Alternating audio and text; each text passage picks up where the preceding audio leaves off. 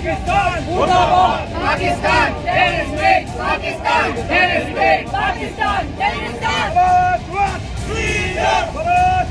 freedom. आतंकवाद के सामने न हिंदुस्तान झुका है, न हिंदुस्तान झुकेगा। आतंकवाद को परास्त करके रहेगा। Pakistan, terrorist, Pakistan, terrorist,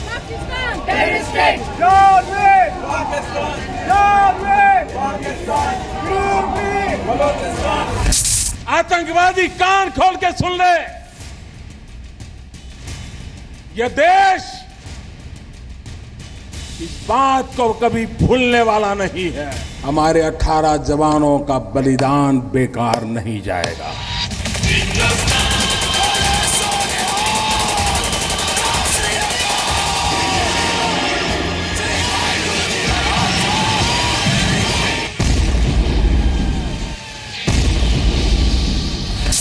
Pakistan के नौजवान आओ लड़ाई लड़े और देखें पहले कौन जीतता है।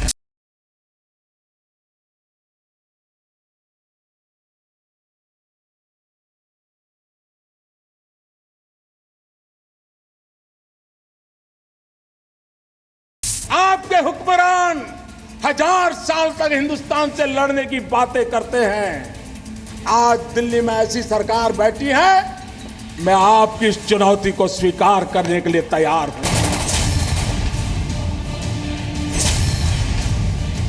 सिंध को संभाल नहीं पा रहे हो, आप गिलगिट को नहीं संभाल पा रहे हो, आप पख्तूनिस को नहीं संभाल नहीं पा रहे हो, आप बलूचिस्तान को नहीं संभाल पा रहे हो।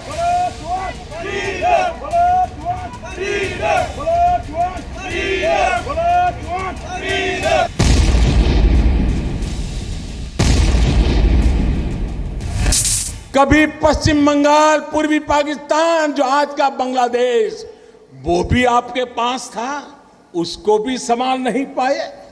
पाकिस्तान, पाकिस्तान, मुर्दाबाद, पाकिस्तान, मुर्दाबाद।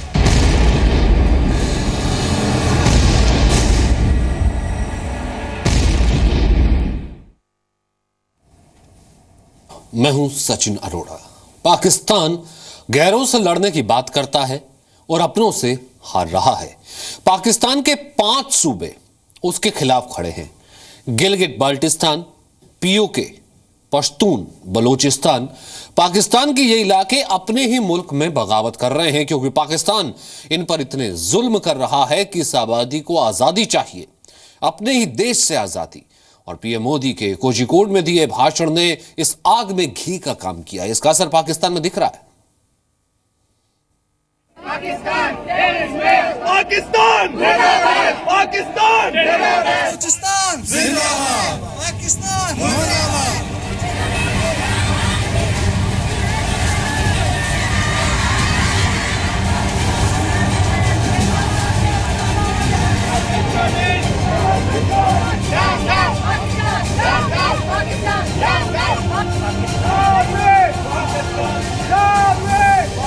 दुनिया में जितनी भी दहशतगर्दी होती है उसकी सरपरस्ती पाकिस्तानी करते हैं।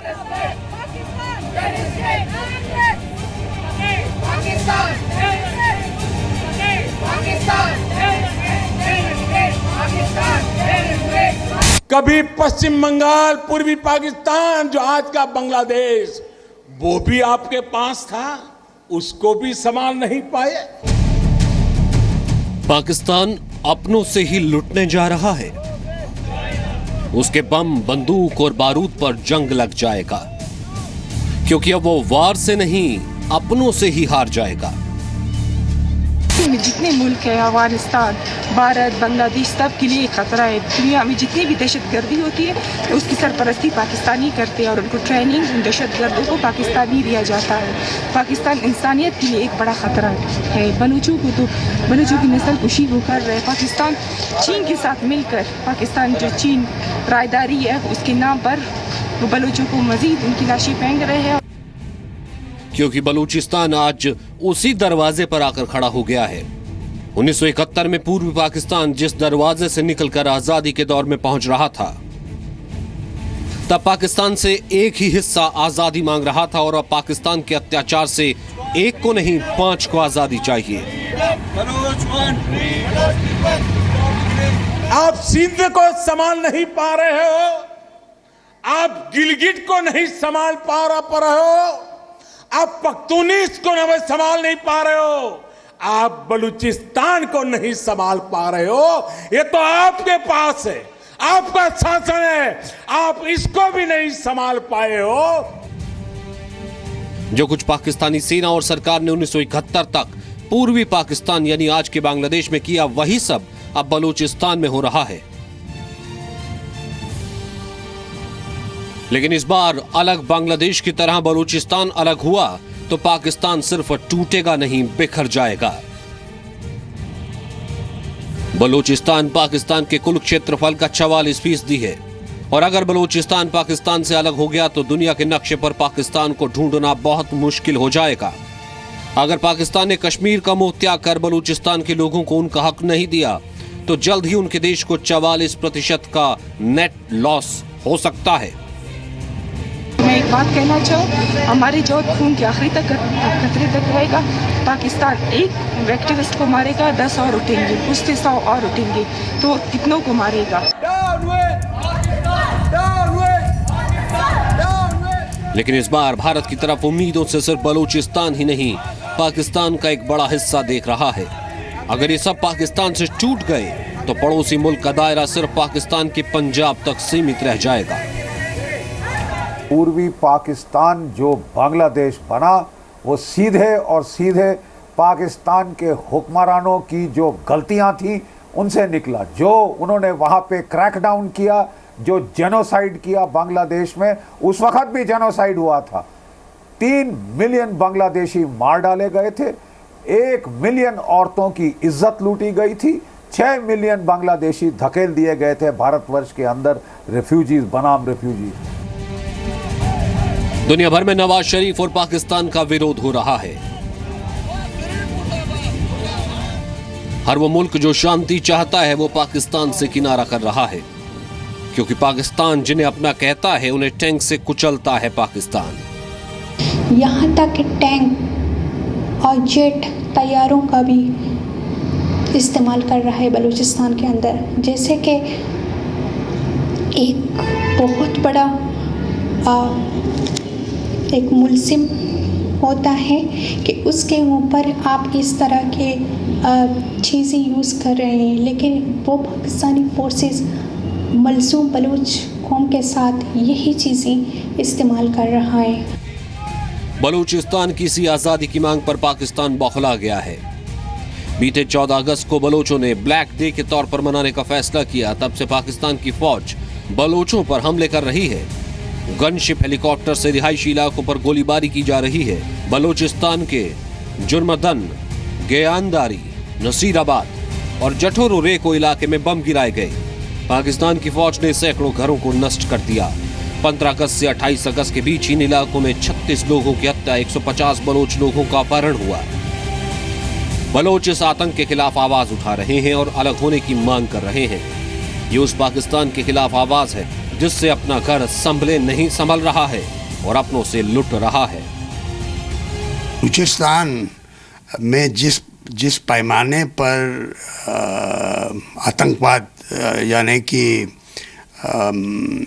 वो लोग इंसर्जेंसी चला रहे हैं, जो बलूचिस्तान का अंडरग्राउंड है, जो पॉलिटिकल पार्टीज हैं वहाँ की, उनको इतनी मदद नहीं मिल रही जितनी ईस्ट पाकिस्तान में भारत के द्वारा, मुक्ति बाहिनी के द्वारा ईस्ट पाकिस्तान में बाद में जो बांग्लादेश बना उनको मिली। और यही पाकिस्तान का सच है। वो दूसरों के घर में झांक रहा है और अपना घर बर्बाद कर रहा है। नतीजा पाकिस्तान फिर से टूटेगा, इस बार 5 टुकड़ों में। अश्विनी गुप्ता के साथ ब्यूरो रिपोर्ट, जी मीडिया।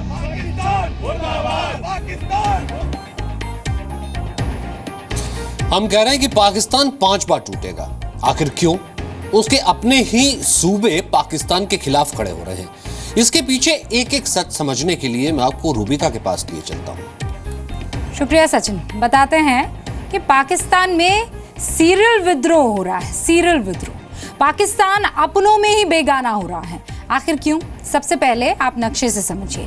सबसे पहले आपको सिंध की सच्चाई के बारे में बताते हैं। आखिर पाकिस्तान से उसे आज़ादी क्यों चाहिए? देखिए, पाकिस्तान का 70% टैक्स जो है वो सिंध प्रांत से आता है, 70% टैक्स। सिंध में पाक की प्राकृतिक गैस का 69% उत्पादन होता है, 69%। पाकिस्तान के 75% कच्चे तेल का उत्पादन कहाँ होता है? सिंध ही में होता है। बावजूद इसके इतने संसाधनों के सिंध पाकिस्तान के सबसे पिछड़े इलाकों में से एक है और अपना हक मांगने वाले सिंधियों का पिछले 6 दशक से सेना दमन कर रही है। इसलिए इस बार सिंध के लोगों ने पाकिस्तान की आज़ादी यानी पाकिस्तान से आज़ादी यानी 14 अगस्त को काला दिवस के तौर पर मनाया है। वहां के जीए सिंध मुत्ताहिदा महज पाकिस्तान से आज़ादी मांग रहा है। सिंध के बाद अब पीओके की आप बात कर लीजिए, क्योंकि पाकिस्तान ऑक्यूपाइड कश्मीर को भी पाकिस्तान से आज़ादी चाहिए। पीओके में लोग लगातार भारत के समर्थन में आ रहे हैं, ये आप तस्वीरें रोज़ देख रहे हैं। पीओके की कुल आबादी 65% है युवा, जो कि ज़्यादातर बेरोजगार है। बेरोजगार युवा पाकिस्तान के खिलाफ रैलियां निकाल रहे हैं। स्वास्थ्य सेवा और शिक्षा जैसी मूलभूत बेसिक एमिनिटी भी उनको नहीं मयस्सर है। 50% जनसंख्या के पास तो पीने का पानी ही नहीं है साफ, वो है ही नहीं 50%। 78% लोगों के घरों में पानी की सप्लाई आती ही नहीं। 78% आप सोच सकते हैं। आज़ादी मांगने वालों को चुनाव लड़ने के लिए ये कहा जाता है कि हमारे साथ जब तक नहीं आओगे तब तक सोचना भी मत। नवाज शरीफ को चुनौती नहीं, पाकिस्तान की जनता को ज्ञान यहां पर देने की बात हालांकि पाकिस्तान करता है, लेकिन यहां तो सच्चाई ये है कि पाकिस्तान के टुकड़े होने को तैयार है 5-5। सचिन। और शायद तभी ये रूबिका जो चीजें आपने कही हैं, कल पीएम ने अपनी स्पीच में भी इसका जिक्र किया कि जो कम से कम पास है उसे तो कम से कम संभाल लीजिए, वरना इस तरीके से पाक के टुकड़े होते रहेंगे। पीएम मोदी का बयान नवाज शरीफ को चुनौती नहीं, पाकिस्तान की जनता को ज्ञान है कि दोनों मुल्कों के साथ सफर शुरू किया जिसमें हिंदुस्तान बढ़ता चला गया, पाकिस्तान सिर्फ लड़ता चला गया। तो क्या पीएम मोदी का यह बयान उस कूटनीति की ओर इशारा है जो दुश्मन से लड़ने की जगह तोड़ने में यकीन करती है? दोनों लड़ाई लड़े, देखते हैं सबसे पहले अपने देश की गरीबी कौन खत्म करता है।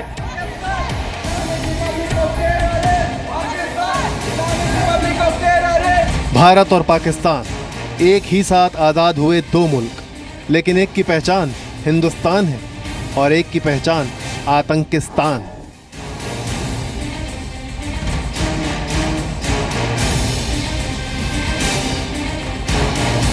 पाकिस्तान की आवाम अपने हुक्मरानों को जरा पूछे कि दोनों देश एक साथ आजाद हुए,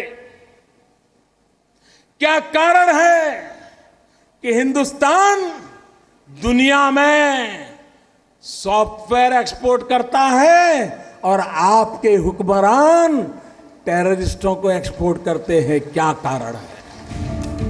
ये नवाज शरीफ को चुनौती नहीं, पाकिस्तान की जनता को ज्ञान है कि दोनों मुल्कों ने साथ सफर शुरू किया जिसमें हिंदुस्तान बढ़ता गया और पाकिस्तान सिर्फ लड़ता गया। तो क्या पीएम मोदी का यह बयान उस कूटनीति की ओर इशारा करता है जो दुश्मन से लड़ने की जगह तोड़ने में यकीन करती है? पटल पर पाकिस्तान ने खुद को अलग थलग किया है, क्योंकि जैसे कि एक कुत्ता रैबिट हो जाता है और हर किसी को काटने लगता है, जो आसपास आए इनडिस्क्रिमिनेटली काटना शुरू करता है, तो फिर रैबिट डॉग की इलाज उसको गोली मारनी पड़ती है। अफसोस के साथ ऐसा कहना पड़ता है। क्या वजह है कि अफगानिस्तान पाकिस्तान से त्रस्त है? क्या वजह है कि ईरान उनसे परेशान है? क्या वजह है कि बांग्लादेश उनसे त्रस्त है? जाहिर है पाकिस्तान की आवाम को वहां की सरकार की कमजोरी बताने के मतलब ये है कि भारत बिना वार किए ही दुश्मन का बंटाधार करने की तैयारी कर रहा है, और पाकिस्तान की जनता पीएम की इस बात से जरूर इत्तेफाक रखेगी, क्योंकि पाकिस्तान आतंकवाद पर खर्च करता है 6.4 लाख करोड़।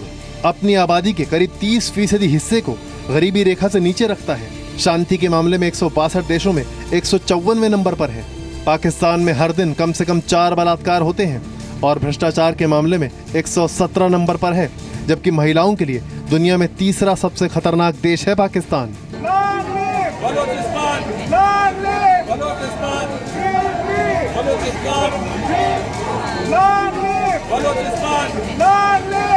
पाकिस्तान की यही हकीकत हिंदुस्तान ने उसे याद दिलाई है, यानी गृह युद्ध के मुहाने पर खड़ी आवाम इन आंकड़ों को देखकर अपनी सरकार से दूरी और विरोध में इजाफा कर ले।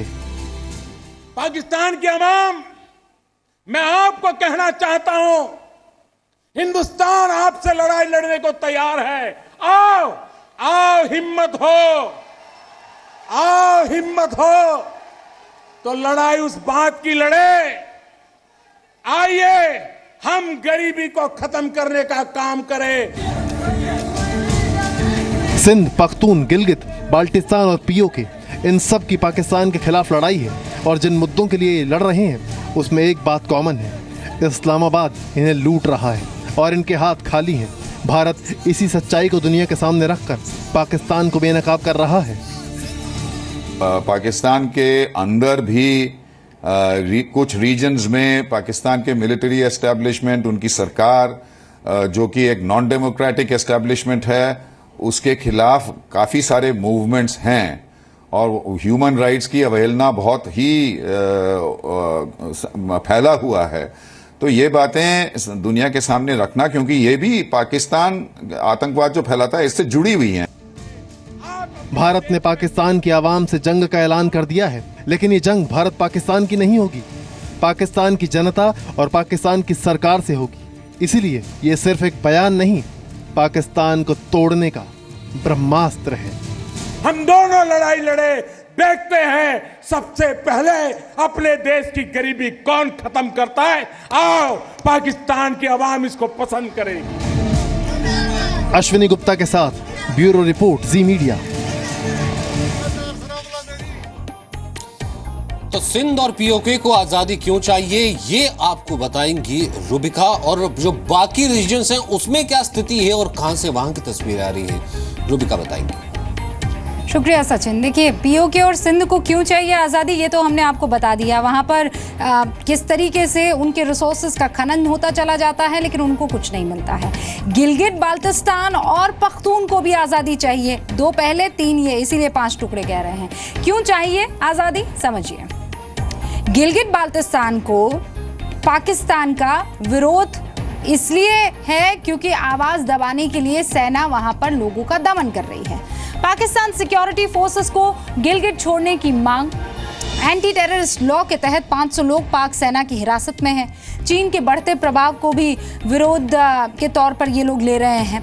आरोप ये भी है कि चीन और पाकिस्तान यहाँ के संसाधनों का हिस्सा तो अपना रहे हैं बहुत बड़ा, लेकिन उसका फायदा इन्हें नहीं मिल पा रहा है। चीन और पाकिस्तान की गलियारी की जो बार बार बात उठती रहती है, उसके लिए जबरदस्ती जमीनें हड़पी जा रही है इनकी।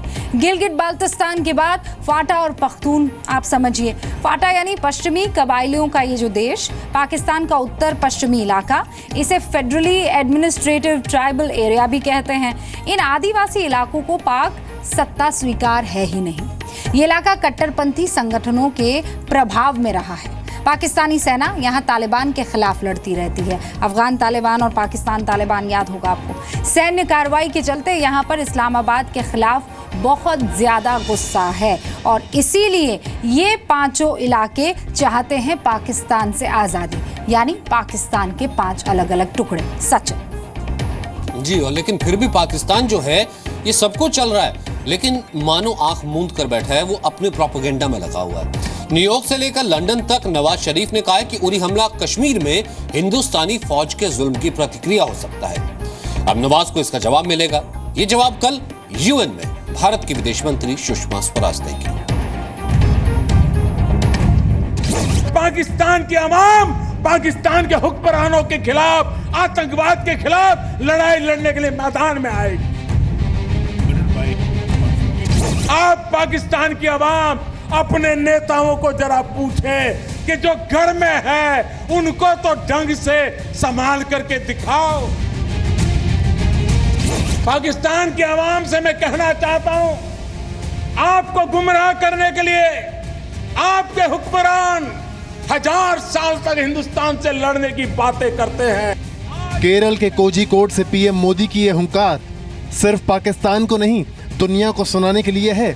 ये तेवर पाकिस्तान को दम दिखाने से ज्यादा यूएन को बताने के लिए है कि आतंक का असली आका पाकिस्तान ही है, क्योंकि कल यूएन से नवाज को सुषमा स्वराज का जवाब मिलने वाला है। देखिए, करारा जवाब नरेंद्र भाई ने दिया है और यूएन जनरल असेंबली के उस फ्लोर को जिसको नवाज शरीफ ने आतंकी बुरहान वानी के लिए उपयोग किया, उसका जवाब सुषमा स्वराज जी उसी फ्लोर पर पूरी दुनिया के सामने पाकिस्तान को एक्सपोज करेंगी। पीएम मोदी कह चुके हैं कि सारे सबूतों के साथ पाकिस्तान को अंतर्राष्ट्रीय स्तर पर घेरा जाएगा, यानी पाकिस्तान अपनों से भी जाएगा और दुनिया से भी कट जाएगा, क्योंकि ये हिंदुस्तान की आवाज है, आतंकियों का लिखा भाषण नहीं। Pakistan is its own worst enemy. अपना सबसे बड़ा दुश्मन पाकिस्तान खुद है, क्योंकि आज के युग में जो वेस्टफालियन मॉडर्न नेशन स्टेट है अपनी पॉपुलेशन को डिज़ार्म करता है। पाकिस्तान ने फ्री हथियार बांट रखे हैं कितने सारे कार्टून नेटवर्क्स को, जिसमें लश्कर तैयबा, जैश ए मोहम्मद, हिजबुल मुजाहिदीन, हरकतुल जिहाद इस्लामी, सिम्मी, इंडियन मुजाहिदीन इत्यादि इत्यादि इत्यादि। अपने लिए खड्डा खुद खोदा है।